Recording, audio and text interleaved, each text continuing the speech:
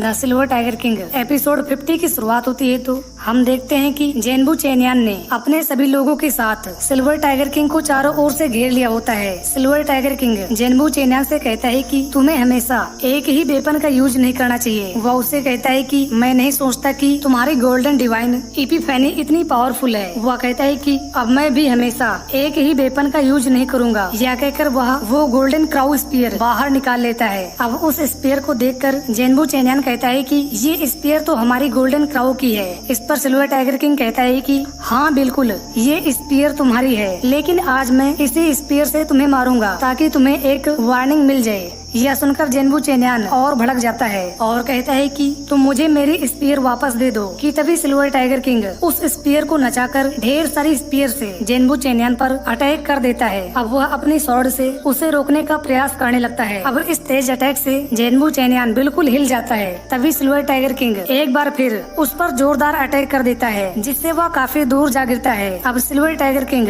फिर से कई सारी गोल्डन क्राउ स्पीयर बाहर निकालने लगता है, जिसे देखकर जेनबू चेनियान काफी डर जाता है और वह अपने लोगों के साथ जहाज पर बैठकर वहां से भागने लगता है। अब सिल्वर टाइगर किंग भी उसका पीछा करने लगता है और जेनबू चेनियान से कहता है कि अगर तुम यहाँ दोबारा वापस आए तो मैं तुम्हें जिंदा नहीं छोड़ूंगा। जेनबू चेनियान अब अपने लोगों के साथ वहाँ से काफी दूर आ जाता है। तभी उसका एक आदमी उससे पूछता है कि अब हम लोग आगे क्या करेंगे। इस पर जेनबू चेनियान कहता है कि हम लोग अभी भी अपनी जहाज से उतरे ही थे, लेकिन अब फिर से हमें वापस जाना पड़ रहा है। वह कहता है कि वैसे तो मैं यहाँ से जाना नहीं चाहता था। वह कहता है कि मैं बहुत केयरलेस हूँ, जिससे सिल्वर टाइगर किंग ने मेरी स्पीयर छीन ली। जेनबू चेनियान कहता है कि मैं सोच नहीं सकता था कि ये स्पीयर इतनी पावरफुल होगी। वह कहता है कि जब मैं फिर से ठीक हो जाऊंगा तो मैं फिर से वापस आऊंगा और खुद का एक साम्राज्य बनाऊंगा, जिसे मैं खुद चलाऊंगा। इस पर उसका आदमी पूछता है कि अब उन डेमंस का क्या होगा। जेनबू चेनियान उससे कहता है कि तुम उन डेमंस को बता देना कि हम समुद्र में अपना रास्ता भटक गए थे, इसलिए हम लोग तुम्हारे पास नहीं आ सके। वह कहता है कि सिल्वर टाइगर किंग के पास मेरी स्पीयर है, जिसे मैं लेने फिर से आऊंगा।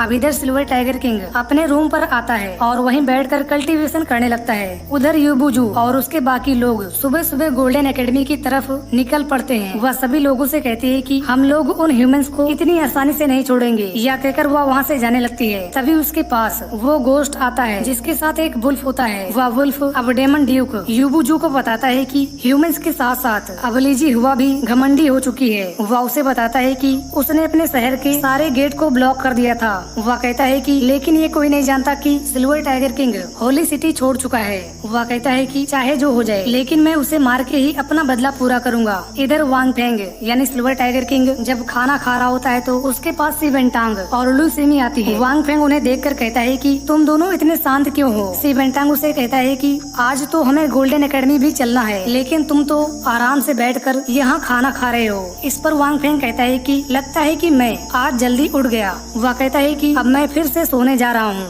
इस पर सी वेंटांग कहता है कि तुम ये क्या कह रहे हो, जबकि वो पेंटिंग तो तुम्हारे ही पास है। लू सिमी कहती है कि मुझे वांग फेंग पर पूरा विश्वास है, क्योंकि वो अपने वादे से कभी दूर नहीं हटेगा। वह कहती है कि वांग फेंग जरूर जीतेगा। यह सुनकर सी वेंटांग वहाँ से चला जाता है। अब उसके जाने के बाद वह लू सिमी से कहता है कि मैं जानता हूँ कि इस समय पूरी गोल्डन एकेडमी में क्राउड होगा। लू सिमी अब वांग फेंग को प्यार से टच करती है और वहाँ से चली जाती है। अब इधर वो दोनों जब गोल्डन एकेडमी पहुँचते हैं तो देखते हैं कि सी वेंटांग उन डेमन से झगड़ रहा होता है। तभी यूबुजू की नजर वांग फेंग पर पड़ती है तो वह उससे कहती है कि क्या तुम्हें पता है कि तुम वो प्रॉमिस हार चुके हो और अब तुम्हें अपनी हार मान लेनी चाहिए। वांग फेंग अब आगे बढ़ता है तो यूबुजू अपनी स्वॉर्ड बाहर निकाल लेती है, जिसे देखकर वांग फेंग कहता है कि अगर तुम यहाँ फाइट करना चाहती हो तो गोल्डन एकेडमी इसके लिए पूरी तैयार है। यूबुजू की आंटी अब उसे समझाती हैं और कहती हैं कि तुम्हें कुछ करने की जरूरत नहीं है, क्योंकि वांग फेंग जानता है कि वह खुद हार चुका है, इसलिए वह तुमसे चीटिंग कर रहा है। वह कहती है कि अगर तुम गुस्सा करोगी तो तुम उसके जाल में फंस जाओगी।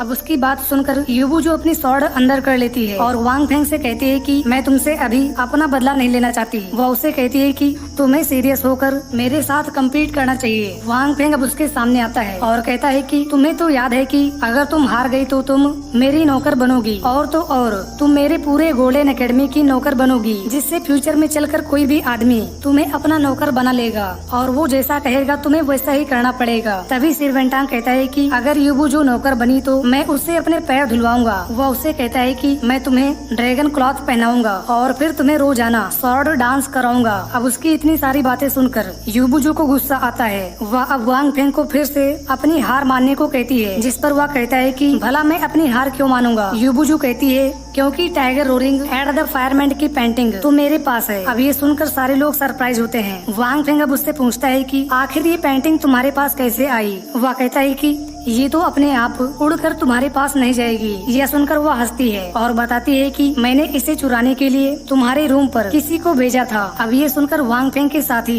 यूबूजू से कहते हैं कि तुमने चीटिंग की है, जो कि हमारे रूल के खिलाफ है। वह कहते हैं कि अब तो 7 दिन पूरे भी हो चुके हैं, लेकिन तुम ये पेंटिंग अपने पास नहीं रख सके और साथ साथ तुम इसे समझ भी नहीं पाए। यूबूजू के सभी साथी अब वांग फेंग से कहते हैं कि अब तुम्हें अपनी हार मान लेनी चाहिए। वांग फेंग अब उन सभी लोगों को बताता है कि उस रात जब मैं अपने रूम से बाहर गया था तो वो पेंटिंग मेरे पास थी, लेकिन जब मैं वापस आया तो उस पेंटिंग को किसी ने चुरा लिया था। वह कहता है कि जिसने भी ये काम किया है उसने बहुत बड़ा पाप किया है। वह कहता है कि मैं जानता हूँ कि ये काम यूबूजू ने किया है। इस पर यूबूजू कहती है कि तुम अब हार चुके हो, इसलिए तुम्हारे मन में जो आ रहा है वही कह रहे हो। वांग फेंग कहता है कि मुझे बताते हुए बहुत दुख हो रहा है कि जब तुमने वो पेंटिंग चोरी की थी तो उससे पहले ही मैं उसे समझ चुका था। अब ये सुनकर वांग फेंग के सभी साथी बहुत खुश होते हैं और कहते हैं कि आखिर तुमने कर दिखाया। यूबूजू कहती है कि तुम झूठ बोलकर मुझे डरा नहीं सकते। इस पर वांग फेंग उससे पूछता है कि क्या तुम्हें धर्मा टेक्निक सीखना कठिन लग रहा था।